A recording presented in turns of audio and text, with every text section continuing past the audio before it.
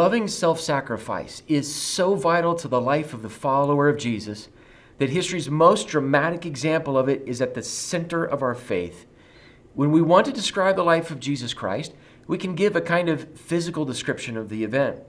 Jesus was born as a baby to Mary and Joseph, people of no significant wealth or influence. He was born in a stable, a building where animals lived, and the first witnesses to his birth were just simple shepherds. But there's another way of describing the event.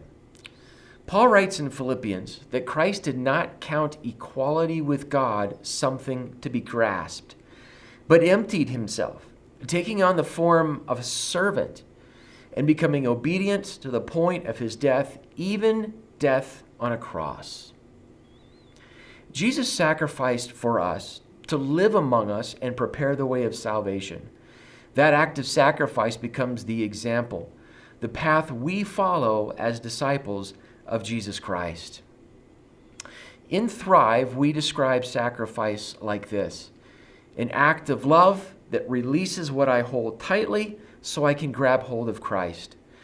A sacrifice can and should be an act of love, and that means it is an act of priority. It's not just something in my list of priorities, but it is an act. When someone or something is worth it, I am willing to sacrifice on their behalf.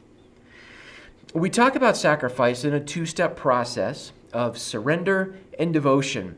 I learn to let go of things or hold them loosely so I can grab hold of the most important thing, life with Jesus Christ. Paul gives us a glimpse of his own surrender when he writes to the Philippians. Before he became a follower of Jesus Christ, Paul was a Pharisee. This is one of the more influential groups of religious leaders in the Jewish world.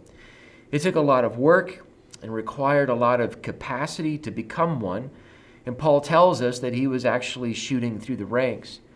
He says that if anyone had reason to be confident in their own successes, he had even more. If others thought they were righteous, well, he was even more. Paul was gaining an influence with a powerful group of people. But then he says, "But whatever gain I had, I counted as loss for the sake of Christ." Paul discovered something of much greater value than the influence and acclaim he was gaining as a Pharisee.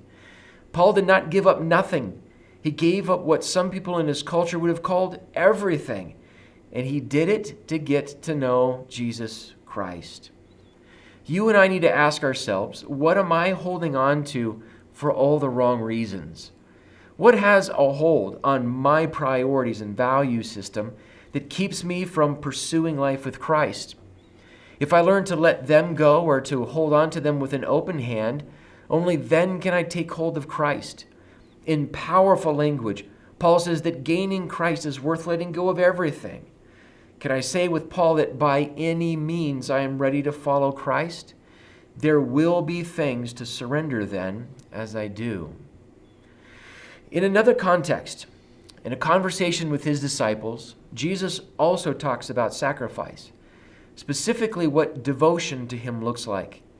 While talking with them about the coming cross and resurrection, Jesus told them that if they were going to follow him, they would need to pick up their own crosses and follow after him.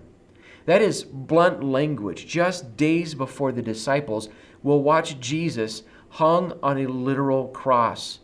But nonetheless, Jesus goes on to clarify that if they lose their life for his sake, they will find it. And if they cling to their lives instead, they will lose them. There's no getting around it.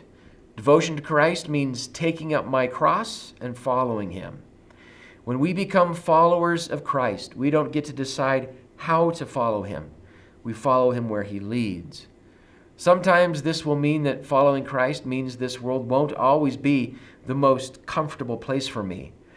My values and the way of Jesus won't always line up with the way of my culture, but I have devoted myself to Christ, not to the world. Devotion to Christ also means gaining my soul. Remember that sacrifice is an act of priority. I have decided that following Jesus is worth more than what this world can offer. A life devoted to Christ will gain its very soul. The follower of Jesus gains their eternal soul with Christ forever, and they gain their soul now as the Holy Spirit is at work within God's people. Jesus promises an incredible exchange. All of the broken and sinful stuff I bring to the table for all of the life that he brings. What Christ gives to the devoted soul is overwhelming. It has ultimate value, and it is worth sacrificing for.